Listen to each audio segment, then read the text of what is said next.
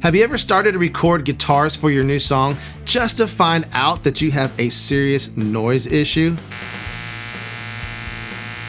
Noise like that will absolutely wreck your guitar tracks. But today I'm going to show you the 5 tips and tricks that I use to get noise-free guitars for my songs, and it even works for high gain tones.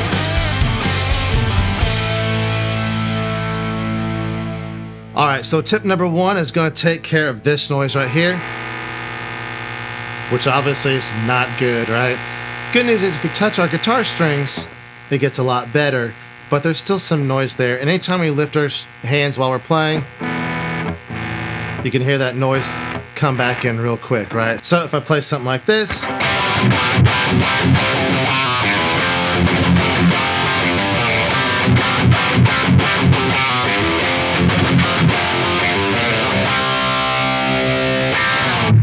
the guitar sound's covering a lot of it up, but you can still hear that noise, and we definitely want to get rid of that. Now, I have my guitar plugged straight into my audio interface, which is going straight into my computer by USB-C. That's being plugged into my power conditioner, which is a really cheap one, so it's probably not really conditioning that much. That's plugged into my wall, and I'm just using my headphones, no speakers right now.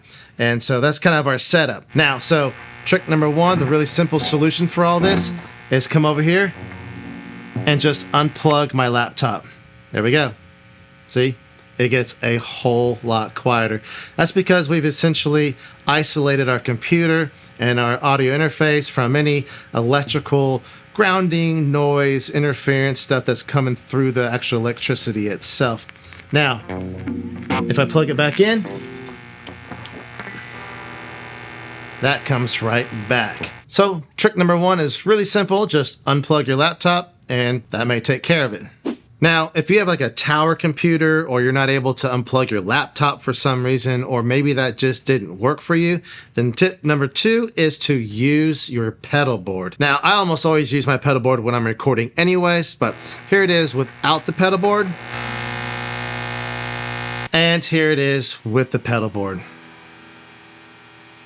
That's a lot quieter, right? Now, when I'm using my pedal board for recording with amp sims, I just plug into my tuner, and then I come out the other side of the overdrives. That goes straight into my audio interface. I'm not usually using the overdrive pedals, and I don't use any of the delays or reverbs. Now, the funny thing is, I'm just using the one-spot daisy chain power supply, the one that everybody likes to kind of talk trash about, but I've had this for years. I should probably get a real power supply at some point, but it seems to be working well enough for me.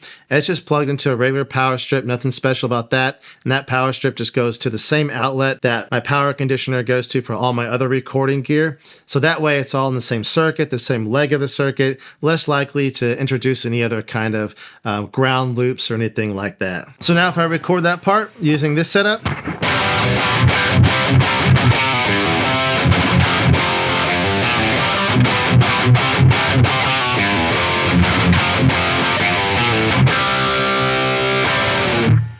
there we go. So, pretty clean. Trick number 2, use your pedal board.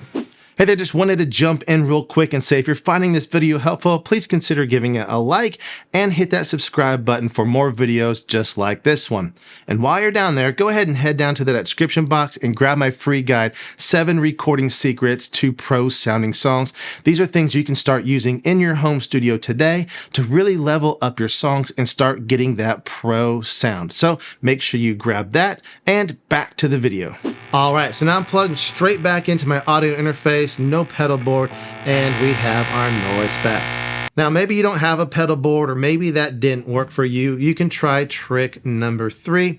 Now, this one's not going to be for everybody because it's going to require studio monitor speakers. But if you have speakers, plug your speakers into your audio interface using balanced cables. So I have my Yamaha HS8s here, and I'm coming out of the Universal Audio Volt 2 with 1/4-inch balanced cables, and I'm going in XLR balanced into the back of my speakers. And if we do a quick before and after, here's before,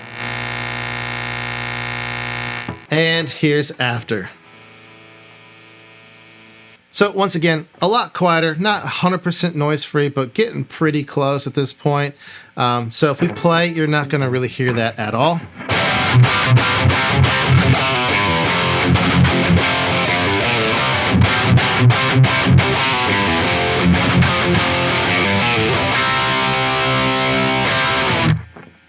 So there you go. Trick number 3 is to plug your speakers into your audio interface using balanced cables. All right, so hopefully one of those 3 tricks has helped you get your noise levels down quite a bit, but there's still going to be a little bit. Again, in this situation, we're using a high gain amp. A little bit of noise is kind of part of the deal, right? But we can still usually help ourselves even further, and that's going to lead us into trick number 4, which is to be aware of where you are in the room and to find a quiet spot. So I still have my speakers plugged into my audio interface, and I'm actually plugged into my pedal board now too. And I've decided to pick up my Telecaster because it's single coil, which is really susceptible to noise and interference, and it's going to really show this trick off. So if I move this Telecaster around,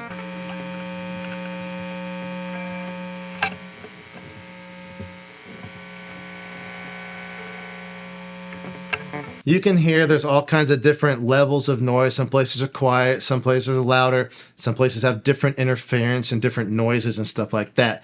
So some things you want to consider is maybe not staying real close to lights, maybe not staying close to a computer. Also, cell phones. You got a cell phone in your pocket, right?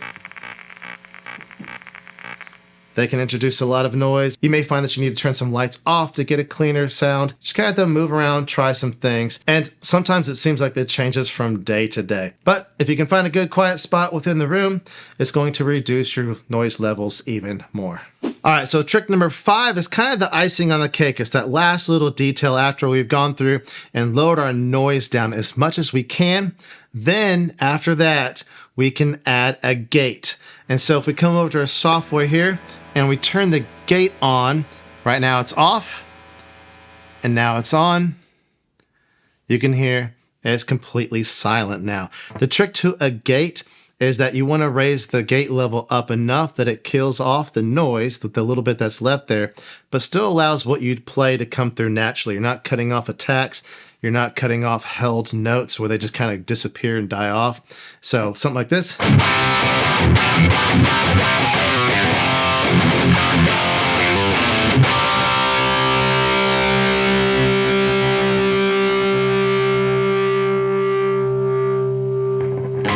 Right, so my notes can still hold out on all those kinds of things. Now, sometimes people think of the gate as kind of a magic pill, and that's what they go for first because it kills that noise off when you're not playing.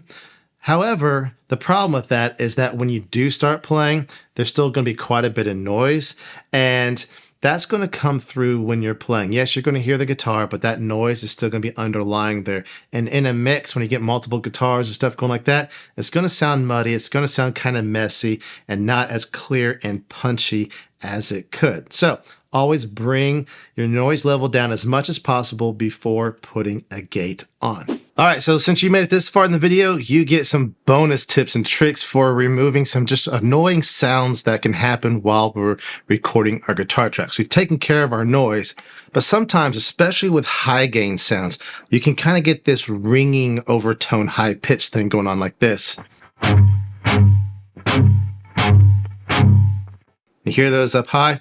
That's basically these parts of your strings over here after the nut ringing sympathetically with what's going on in your guitar. And because we're using high gain, that is amplifying that. So, quick, easy way to take care of that is using something like a fret wrap. I'll leave a link in the description down below if you want to pick one of these up. They're pretty inexpensive, but you just Velcro it on there right at the top. Just make it kind of snug gently against the strings and it gets rid of it, right? That's an easy solution. This is also great for like if you're tracking lead stuff or whatever, and you want to make sure that these strings stay dead. It really helps with that. Right? That kind of stuff. So super handy for tracking, especially high gain stuff right there. If you don't want to spend any money on that, you can do what I did for years and just fold up some paper towel and you just slide it under your strings.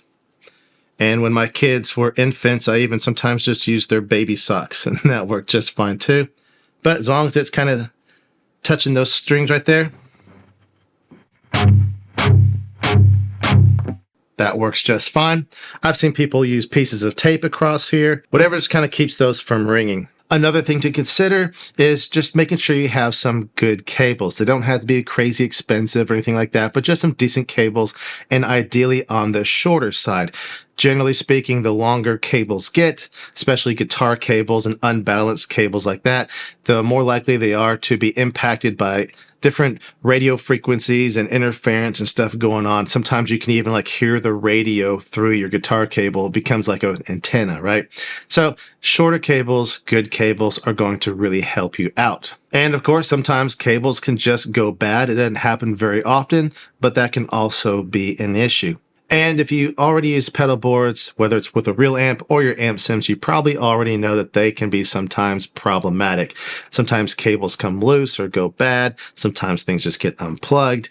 Sometimes if you're moving pedals around, the new place where that new pedal is, it's not going to be happy there because it's after or before something else, right? So sometimes pedal boards can cause certain noises or other interesting situations, and you might find that you have to do a little bit of troubleshooting and problem solving with a pedal board. And if you have any additional tricks you like to use for getting rid of noise in your guitar tracks, or you have some electrical technical details you'd like to add to the conversation, please leave those in the comments down below. And if you want to see the only 7 amp sims I use to get guitar tones for all my songs, anything from country to hard rock, make sure you check out this video right here.